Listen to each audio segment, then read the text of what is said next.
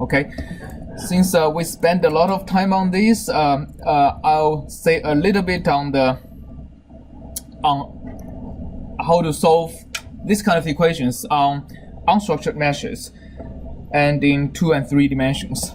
So a very important advantage of finite volume is its ability to deal with a very complex geometry and discretized by unstructured mesh.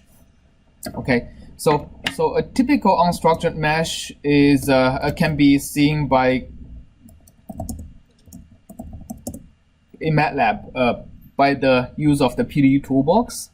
So here you can generate all complex geometries by drawing things like geometries like this. So for example, we have a domain that is composed of these two shapes, and you can just click a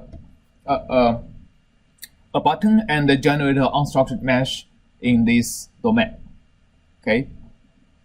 So basically what happens is that each triangle can be used as a control volume in finite volume.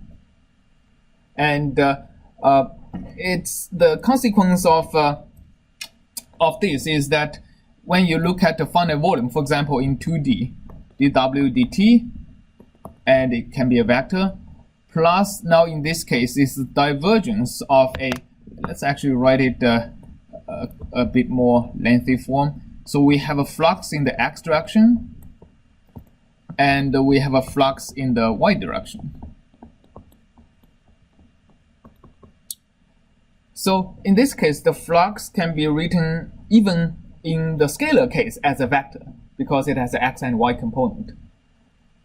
If we already have a system of equation, which means my W already have 3 components, for example, or 2 components, now my flux is a tensor, right? Because it has x and spatial dimensions and also for the kind of equations.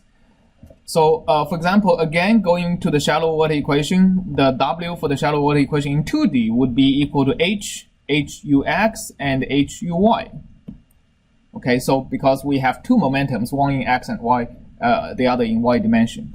And the fx would be hu. This is the transport of mass in the x direction, so it's hux.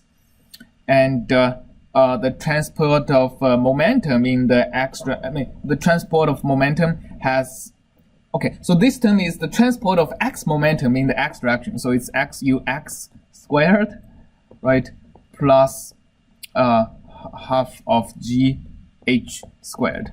And the transport of y momentum in the x direction is just the h of ux uy. There is no pressure term, right? Because pressure is kind of isotropic. It only creates x momentum in the x direction. Okay, and the corresponding flux in the y direction is huy, transport of mass in the y direction, hux uy, and huy squared plus g over 2h squared. So basically, in this case, the flux is a 2×3 tensor. And now looking at one of these triangles, right, in the domain. And the final volume formulation has to look into using the integral form of this equation as opposed to the differential form. So to use the integral form, the first step is to write this flux as a divergence, right? The derivative of so dfx dx plus dfy dy is really the divergence of the tensor, but just to make sure you apply the divergence in the right dimension. The tensor has 2 dimensions, okay, equal to 0. So you integrate it over this triangular domain. So what happens is that the time derivative of the integral of the conserved quantities in the domain is going to be added on integral over the 3 sides of this triangle, the outward normal dot with the flux. Okay, so this integral over the surface, over not the surface, but over the sides of the triangle can be written as the summation of I equal to 1 to 3 over each side of the same thing. Okay, so now the finite volume approximation is really approximating each one of these integrals.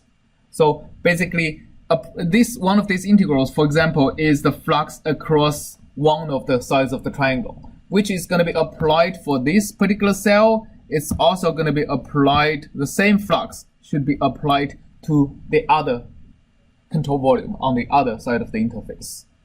Okay, so this is really how you would apply finite volume for unstructured mesh in two dimensions, and a similar formulation would work in 3 dimensions. Okay, so on the next lecture we will start to work on the 2-dimensional unstructured mesh in finite volume, and then we'll also discuss a similar technique for dealing with unstructured mesh instead for finite elements. All right, so I will see you on Monday.